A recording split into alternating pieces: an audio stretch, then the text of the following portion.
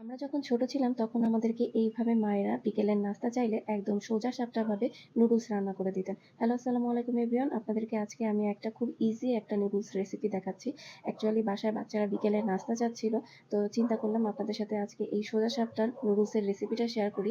বাসায় যখন কিছুই থাকবে না তখন শুধুমাত্র একটু ডিম দিয়েই এত মজার একটা নুডলস কিভাবে রান্না করবেন সেটা আজকে দেখাচ্ছি। তো আমি হচ্ছে গিয়ে এমনিতেই অনেক অলস, রসুনটা কুচি করতে মন চাচ্ছিল না। তাই রসুন বাটাই একটু দিয়ে এটাকে ব্রাউন করে ভেজে নিয়ে এখানে কাঁচামরিচ আর পেঁয়াজ দিয়ে কিছুক্ষণ ভাজবো।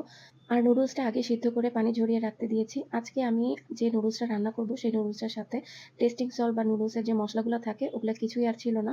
তো একদম তো সাদামাটা খেতে ভালো লাগে না। আজকালকার পোলাপান তো সব ওই যে নুডলসের যে মসলাগুলো দেয় ম্যাগি টাইপের, ওগুলা দিয়ে খেতে অনেক পছন্দ করে। তো আমি ওগুলার পরিবর্তে চিকেন পাউডার একটু দিয়ে দিয়েছিলাম। তো আপনাদের কাছে যদি চিকেন পাউডার না থাকে চিকেনের স্টক দিলেও হবে। তো বাসায় একটুখানি গাজর ছিল দেখলাম, সেই গাজরটুকু একটু কুচিয়ে দিয়ে দিলাম। এটা আমি তেলের সাথে ভেজে নিব। তো এটা ভাজা, ভাজা হতে, হতেই সিদ্ধ হয়ে যাবে। তো এখন আমি দিয়ে দিব হচ্ছে গিয়ে ডিম। তো ডিমটাকে এখন অনেকে আছে আলাদা করে স্ক্র্যাম্বল করে তারপরে মিক্স করে। কিন্তু আমাদের মা খালাদের ছোটবেলা থেকে দেখছি এভাবে মাঝখানে একটুখানি ফাঁকা করে তেলের মধ্যে ডিম ছেড়ে দেয়। তো আমি ওই কাজই করছি। আমি আলাদা করে কোনো পাত্র আর নোংরা করি নাই।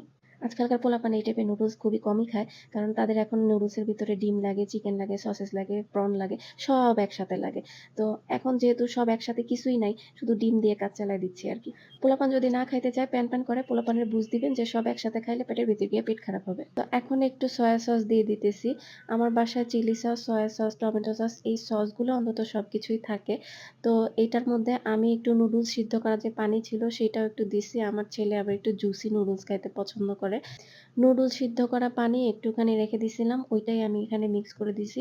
সাধারণত জুসি নুডলসের ক্ষেত্রে এই পানিটা দিলেই অনেক টেস্টি হয়। লাস্টে গিয়ে একটু চিলি সস, একটু টমেটো সস মিক্স করে দিলাম। মিক্স করার পরে চেহারাটাই চেঞ্জ হয়ে গেছে। এখন দেখতে কিন্তু অনেক ইয়াম্মি লাগতেছে এবং ফাইনালি নুডলসটা খাইতে আসলে অনেক বেশি মজা ছিল। তো এই ছিল আজকে আমার সোজাসাপটা নুডলসের রেসিপি। কার কাছে কেমন লাগছে অবশ্যই আমাদেরকে কমেন্ট বক্সে জানাবেন এবং আমাদের ভিডিওটা ভালো লাগলে পেজে একটা লাইক ফলো দিয়ে আমাদের সাথেই থাকবেন। খোদা হাফেজ।